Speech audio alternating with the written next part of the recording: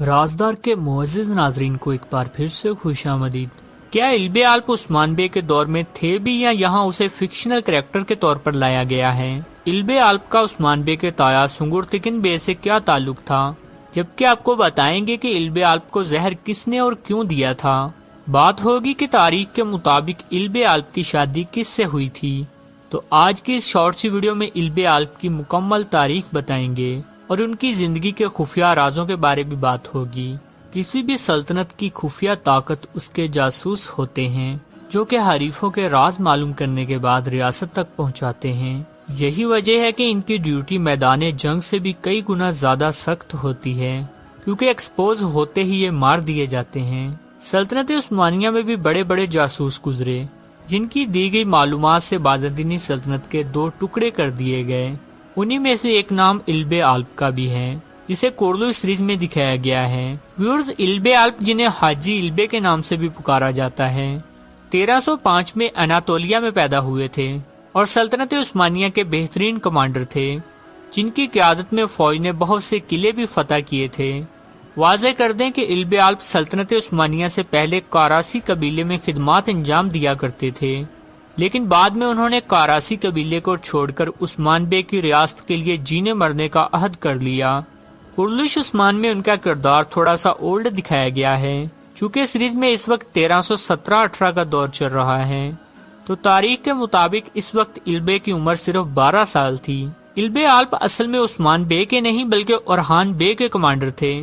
یہی وجہ ہے کہ کورلوش سیریز میں بھی البے کو زیادہ اورحان بے کے ساتھ ہی دکھایا گیا ہے۔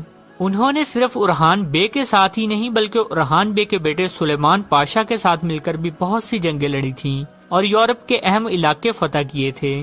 اس وقت کے حکمران اورحان بے نے جب رومیلی میں پاؤں مضبوط کیے تھے تو اس کے پیچھے ساری محنت حاجی البے کی ہی تھی، جنہوں نے تنہا اپنا لوہا منواتے ہوئے بازنطینیوں کی اینٹ سے اینٹ بجا دی تھی۔ یاد رہے کہ ایڈرن بھی البے نے ہی فتح کیا تھا، جو کہ بعد میں سلطنت عثمانیہ کا دوسرا دارالخلافہ بنا تھا۔ تاریخ میں درج البے کے کارناموں سے ایک چیز تو واضح ہے کہ وہ کوئی عام کمانڈر نہیں تھے بلکہ ایک ایکسٹرا آرڈینری جنگجو تھے، جنہوں نے اپنی تیز دماغی اور دور اندیشی سے بڑے بڑے برج الٹ دیے تھے۔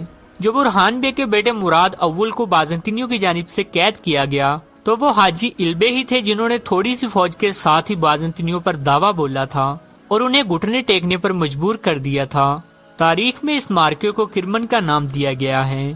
اس جنگ میں کامیابی کے بعد البے کا نام پوری سلطنت میں گونجنے لگا تھا، تاہم البے کی یہ کامیابی اور شہرت سلطنت عثمانیہ کے ہی کچھ وزیروں کو چبھنے لگی تھی اور وہ البے کو اپنا حریف تصور کرنے لگے کہ کہیں البے کل کو ہماری جگہ ہی نہ لے لے۔ یہی وجہ ہے کہ کرمن کے مارکے کے فوراً بعد سلطنت عثمانیہ کے ہی ایک وزیر جن کا نام لالا شاہین پاشا تھا، انہوں نے البے کو بے دردی کے ساتھ زہر دے کر شہید کر دیا۔ اور جہاں تک البے کی سنگرتگن سے تعلق کی بات ہے، چونکہ سنگرتگن بے ایک ٹاپ لیول کے جاسوس تھے اور ان کی فیملی بھی خفیہ ہی تھی جس کا تاریخ میں کوئی ذکر نہیں ملتا۔ یہی وجہ ہے کہ اس بات کا فائدہ اٹھاتے ہوئے البے کے کردار کو سنگرتگن بے سے جوڑ دیا گیا ہے اور اسے سنگرتگن بے کے پوتے کے طور پر دکھایا گیا ہے۔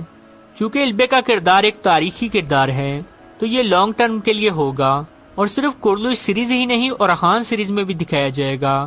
ویورز، تاریخ کے مطابق البے کی شادی کس سے ہوئی تھی اس بارے کچھ بھی درج نہیں ہے، اس لیے یہ سب ڈرامے کے ڈائریکٹر کے ہاتھ میں ہے کہ وہ البے کی شادی جس کے ساتھ بھی دکھائے۔ ویورز، آپ کے خیال سے البے آلپ کی شادی کس سے ہونی چاہیے؟ کامنٹ باکس میں ضرور بتائیے گا۔